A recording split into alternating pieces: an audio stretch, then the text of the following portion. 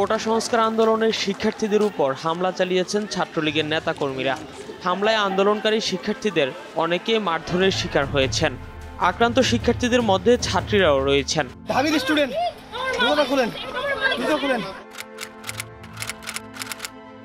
যদি আমি জুলাই 24টা একটু রিকল করার চেষ্টা করি, 17 তারিখ সকালে হচ্ছে আমরা মানে ডিউর স্টুডেন্টরা বিশেষ করে হল থেকে বের হয়ে ভিসি চত্বর গেছিলাম ভিসির পদত্যাগ বা হচ্ছে কোটার আন্দোলনটাকে ব্যাপকভাবে ছড়ানোর জন্য।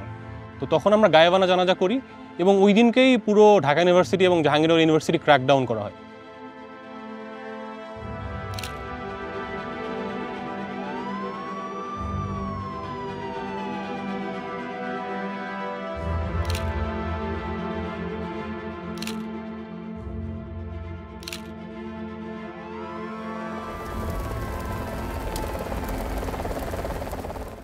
হয়তো এটাই শেষ, মানে কোনো মোমেন্টাম পাচ্ছি না, মানে সবকিছু কেমন নির্জীব লাগছে, কিছু হচ্ছে না, কি হচ্ছে বুঝতে পারছি না।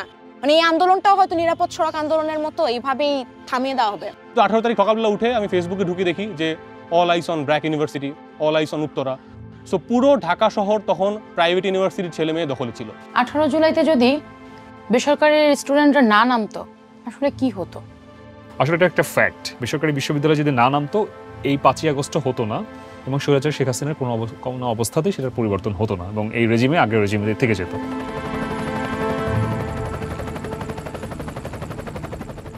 কোটা সংস্কার আন্দোলনের একটা বড় পার্ট ছিল যারা পাবলিক ইউনিভার্সিটিতে পড়ে, যারা হচ্ছে মানে সরকারি চাকরি বা সরকারি চাকরির জন্য পরীক্ষা দিবে বা বিসিএস ক্যাডার হবে বা বিসিএস এর জন্য পরীক্ষা দিবে।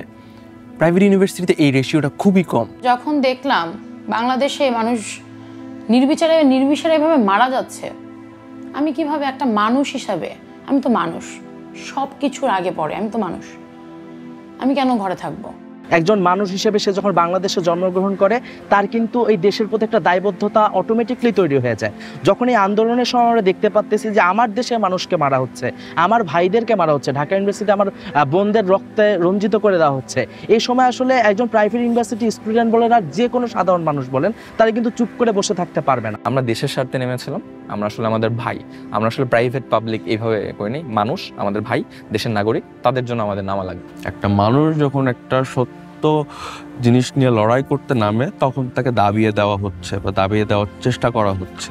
তো এইটা যখন আসলে ওরা বারবার চেষ্টা করছে যে না দাবাই দিই, ও কথা বলছে ওর গলা চেপে ধরি, আমরা না তত বেশি আরো ফুয়েল পেয়েছি, আমরা আরো দ্বিগুণ শক্তিতে আসলে ঝাঁপিয়ে পড়েছি।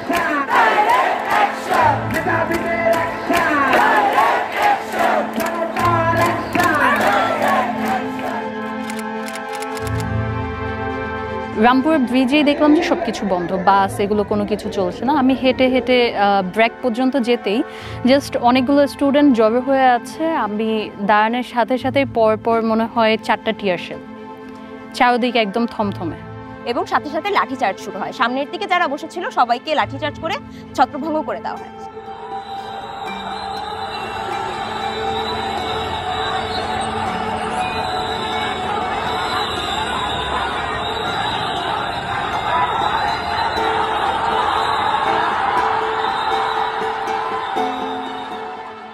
তারা হচ্ছে ওই সাউন্ড গ্রেনেড বা স্মোক গ্রেনেড থ্রো করছে, স্মোক গ্রেনেডের উপর দিয়ে তারা হচ্ছে 2টা লাঠি বাড়ি দিচ্ছে। এরকম মানে প্রথমে এরকম একটা ছোট ধাওয়া পাল্টা ধাওয়া হয়েছে। এক পর্যায়ে এসে তারা হচ্ছে ফুল ফ্লেজেডলি রাবার বুলেট বলেন বা প্যালেট গান বলেন সেটা ইউজ করা শুরু করছে।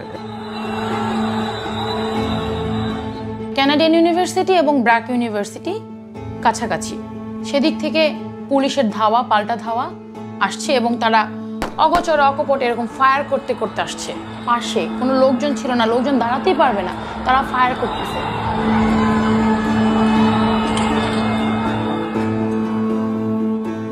পুলিশ কি করলো, এই সাইডটা থেকে আমাদের এই যে গ্লাস ছিল আরো আমাদের এই পাশের কিছু রুম, এগুলো সব কিছু ভেঙে, কারণ এটা আটকানো ছিল, ওনারা ভেঙে এখান থেকে আমাদের এখানে সিঁড়ি আছে, এই সিঁড়ি থেকে ওনারা রুপে চলে যায়।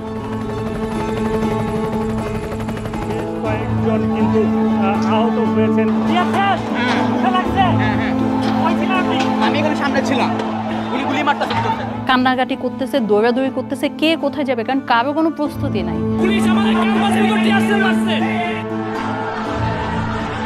ব্রাকের সামনে থেকে অনেক ছেলেপেলেরা এত আহত হয়ে গেছে, এত রক্ত, হাঁটতে পারছে না। একটা ছেলে একটা লাঠি কোনো রকম রাস্তায় পেয়েছে, ওটা দিয়ে ভর দিয়ে হাঁটছে, তারপরও সে রাজপথ ছাড়ছে না।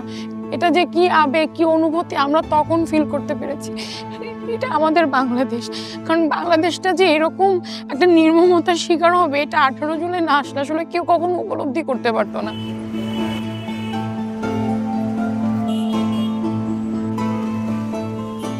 18 জুলাই উত্তরায় রীতিমতো গণহত্যা চলছে।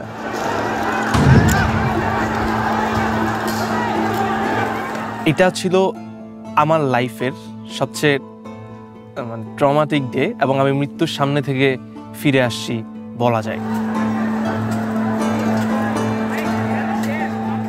প্রাইভেট ভার্সিটি যারা আছে, নর্দার্ন, আইউবেট, মানারাত, উত্তর ইউনিভার্সিটি, আরও যতগুলো আছে, শান্তা মারিয়াম, ওয়ার্ল্ড ইউনিভার্সিটি, আমরা সবাই উত্তর আজমপুরে আমরা ব্লকেট করি। এই জায়গাটাই 18 তারিখের এমন যুদ্ধাবস্থা তৈরি হয়েছিল। এই পেট্রোল পাম্প যেটা আমরা এখানে পিছনে উত্তর আজমপুর যে পেট্রোল পাম্প, এই পেট্রোল পাম্পের সামনে কিছু টিন ছিল। তো ছেলেপেলে সেই টিনগুলো খুলে শিল্ড হিসেবে ইউজ করতেছিল রাবার বুলেটের এগেইনস্টে। আমরা লাল লাল ব্যারিকেডগুলো নিয়ে সামনে আগাই, আমরা টিন ভাঙি, একজন টিন ধরে থাকে, তার পিছন থেকে আরো কয়েকজন ইট মারতে মারতে আগাচ্ছি। আমাদেরকে দেখে চারপাশ থেকে আমাদের ভাইরা আসছিল, সেই মুহূর্তে পুলিশ আমাকে ফোকাস করে গুলি করে।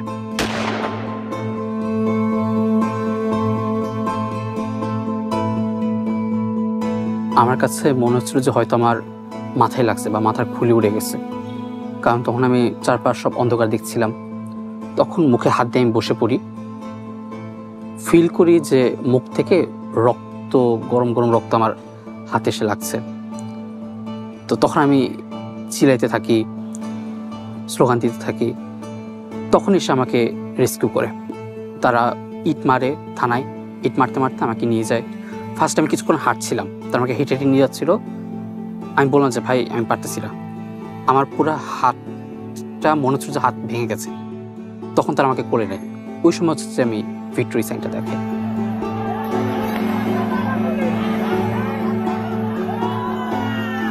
মেডিকেল সেন্টারে যখন হচ্ছে হামলা বেশ মাঝামাঝি পর্যায়ে বারবার আমাদের আক্রমণ করা হচ্ছে, বারবার স্টুডেন্টরা মেডিকেল সেন্টারে এসে ফার্স্ট এইড নিয়ে আবার রাস্তায় নেমে যাচ্ছে। তো আমরা যখন মেডিকেল সেন্টারে ঢুকি তখন আমি দেখতে পাই যে আমার সাথে যে সহযোদ্ধারা আছে সবার পুরো শরীর হচ্ছে ঝাঁঝরা হয়ে গেছে পেটাল বুলেটসে। গোলাগুলির এই খবরের একটু পরেই আমরা দেখতে পাই একটা স্ট্রেচার, যেটা হচ্ছে একটা মানুষ শোয়া, এবং তার উপরে যেই ছেলেটার কাঁধে একটা পতাকা ছিল সেই পতাকাটা তার মুখের উপর দেওয়া। তো হুট করে ফোন আসলো যে ব্র্যাকের ভিতরে নাকি লাশ ঢুকছে। ব্র্যাকের অথরিটি থাকেন বললো, আমি বললাম যে আমি তো দেখি নাই। তখন বললো তুমি একটু মেডিকেল সেন্টারের সামনে যাও। যখন মেডিকেল সেন্টারের সামনে গেলাম তখন দেখলাম একটা নিথর দেহ পড়ে আছে এবং তার উপরে বাংলাদেশের পতাকা দেওয়া। তখন আমি বুঝে গেছি ওটা জিল্লুর রহমানের লাশ।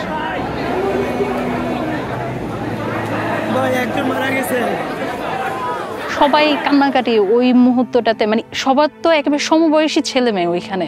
ওই অনুভূতিটা কি, মেয়েরা চিৎকার করে কাঁদতেছে যে আমার ভাইকে মেরে ফেলছে, আমার ভাইকে মেরে ফেলছে, আমরা এখানে কিভাবে থাকি। মেয়েরাও তখন চলে গেছে রাস্তায়। একটা ছেলে আসছে, মারা গেছে গুলিতে, সরি। ও জানতো না, মানে ওর বাসায় কেউ জানতো না যে ও এখানে আসছে, ও না বলে আসছে।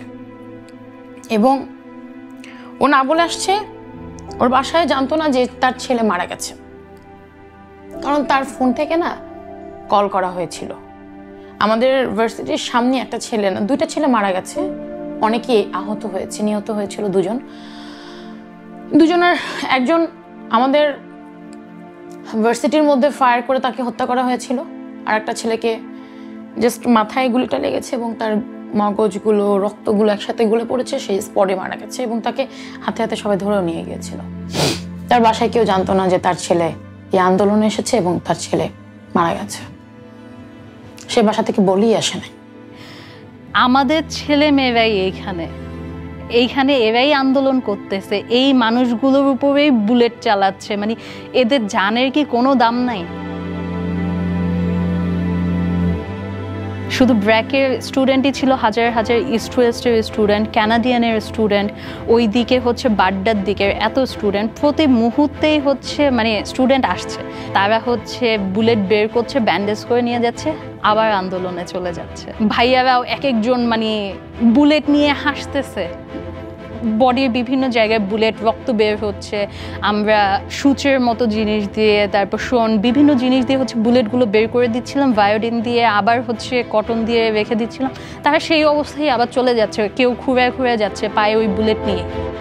ঢাকার যে বৃহত্তর জায়গাগুলো আছে, রামপুরা, তারপরে বাড্ডা, অন্যদিকে বসুন্ধরা, উত্তরা, মিরপুর, ধানমন্ডি, এই যে জোনগুলো আছে বেসরকারি বিশ্ববিদ্যালয়ের শিক্ষার্থীরা নিত্যদিন যে তেজগাঁও আছে, এই জোনগুলাকে কিন্তু আসলে একটা মানে অনেকগুলো ডট হিসাবে যদি আমরা ধরি, এই ডটগুলাকে আসলে পুসআপ কানেক্ট করেছে। সত্যি কথা বলতে আমার কাছে মনে হয় প্রাইভেট ইউনিভার্সিটির স্টুডেন্টরা শুধুমাত্র 18 জুলাই থেকে না, মানে আমি আমার ব্যক্তিগত অভিজ্ঞতা থেকে যেটা দেখেছি, জাহাঙ্গীরনগর বিশ্ববিদ্যালয়ে যখন 14, 15 এবং 17 তারিখ 3 দিনই হচ্ছে আমরা ভয়াবহ আক্রমণের শিকার হই, কিন্তু 15 তারিখের যে রাতের বেলা যে আক্রমণটা, যেটা লাইভ সামাজিক যোগাযোগ মাধ্যমে সবাই দেখতে পেয়েছে, তো 16 তারিখ আসলে জাহাঙ্গীরনগর বিশ্ববিদ্যালয়ে বিশাল বড় একটা জনস্রোত নামে, এবং এই জনস্রোতার আমি বলবো 60% ছিল আমাদের ক্যাম্পাসের বাইরের শিক্ষার্থীরা, অর্থাৎ বিভিন্ন প্রাইভেট বিশ্ববিদ্যালয়ের শিক্ষার্থীরা। আমাদের পাশেই ড্যাফোডিল ইন্টারন্যাশনাল ইউনিভার্সিটি আছে, উত্তরা ইউনিভার্সিটি আছে, গণ বিশ্ববিদ্যালয় আছে, এই ধরনের বিভিন্ন প্রাইভেট বিশ্ববিদ্যালয়ের শিক্ষার্থীরা কিন্তু একদম শুরু থেকে, অর্থাৎ যখন থেকে আমাদের উপর হামলা হলো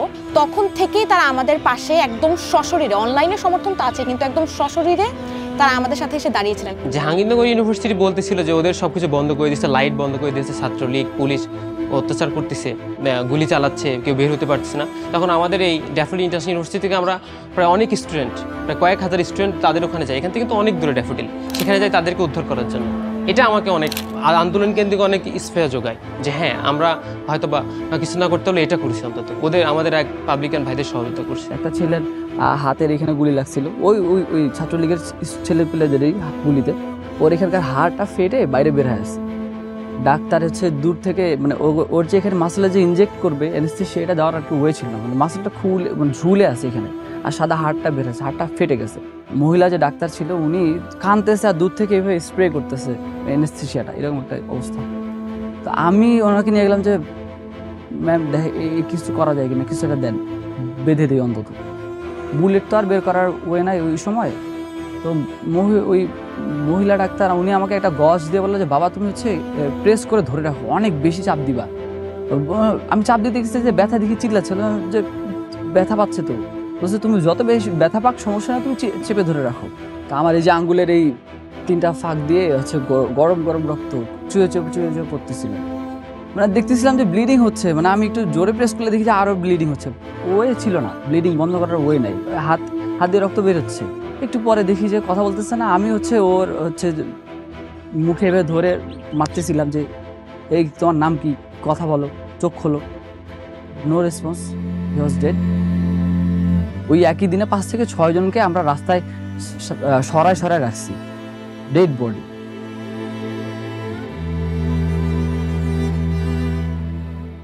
আমরা যখন 18 তারিখ আন্দোলন শেষ করে বাসায় ফিরি, বাসায় গিয়ে দেখি যে মানে পুরোপুরি ইন্টারনেট শাটডাউন হয়ে যাচ্ছে ধীরে ধীরে।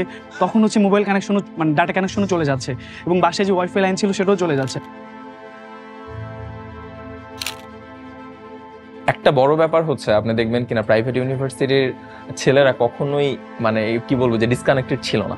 এটা রিজন হচ্ছে যখন অনলাইন বন্ধ তখন আমরা কয়েকটা আইপি অ্যাড্রেস পাইতাম আমাদের এখানে, যে এই আইপি অ্যাড্রেসে ঢুকেন আমরা সবগুলো ফুটেজ দেখতে পাই কে কোন, এবং আমরা চ্যাট করতাম আইপিতে, কারণ তখন জাস্ট ওয়াইফাইটা মানে বন্ধ ছিল। বাট এই যে আইপি যেরকম আমরা যেরকম এফটিপি সার্ভারগুলো ইউজ করি এরকম সার্ভার ইউজ করতাম। আমরা কন্টিনিউয়াস মানুষকে ফোন দিতাম দেশে, এবং সেখান থেকে আমরা বিভিন্ন অ্যাপস এর মাধ্যমে স্কাইপ, ইওলা এই টাইপের অ্যাপসগুলোর মাধ্যমে আমরা ফোন দিতাম, এবং হচ্ছে নর্মাল নেটওয়ার্কে ফোন দিতাম, ইন্টারনেট যেহেতু ছিল না। সেখান থেকে ইনফরমেশন যা পেতাম সাথে সাথে আমরা এটার আপডেটটা দিতাম। এভারকেয়ার হসপিটালে আমি যখন যেতাম ওইখানে অনেকে দেখা যেত যে বিভিন্ন সময় আমি যারা আহত ছিল তাদেরকে নিয়ে যখন যেতাম, দেশের বাইরে থেকে তাদের আত্মীয় স্বজনকে দেখতে আসতো।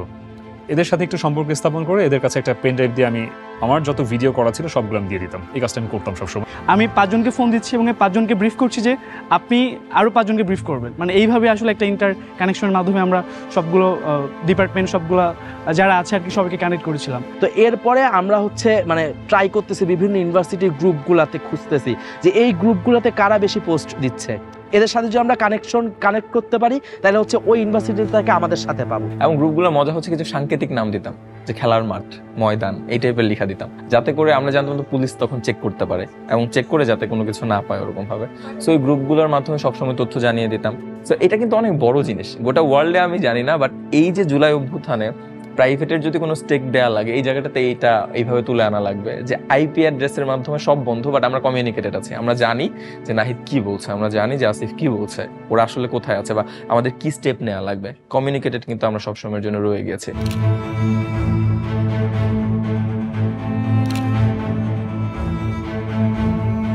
তোমার মনে আছে আমি যখন রাতে হলে ফিরি এবং আমার হলে থাকা এক বন্ধুকে আমি জিজ্ঞেস করছিলাম যে আজকে সারাদিনের কি আপডেট, মানে ও কাঁদতে কাঁদতে আমাকে সবগুলো ফুটেজ দেখালো যে ব্র্যাক বিশ্ববিদ্যালয়ে কিভাবে হচ্ছে পুলিশ ঢুকে গুলি করছে, কিভাবে হচ্ছে হেলিকপ্টারে করে নিয়ে যেতে হচ্ছে। আমি বলবো দ্য ব্রেভারি, মানে যে সাহস আমরাও দেখাতে পারি নাই তখন, তারা পুলিশের সামনে দাঁড়িয়ে মানে পুলিশকে হচ্ছে একদম প্রতিহত করছে। এবং আমরা দেখছি যে ছাত্রলীগকে, যুবলীগকে প্রতিহত করছে ওই জায়গায় দাঁড়িয়ে সবাই, ছেলে মেয়ে সব শিক্ষার্থীরা। তো সেই কারেজটা যদি না থাকতো, সেই সাহসটা যদি আমরা না পাইতাম, এবং ওইটা জানার পরে, ফুটেজগুলো দেখার পরে আমার কাছে মনে হয়েছে যে আন্দোলন থামানো যাবে না।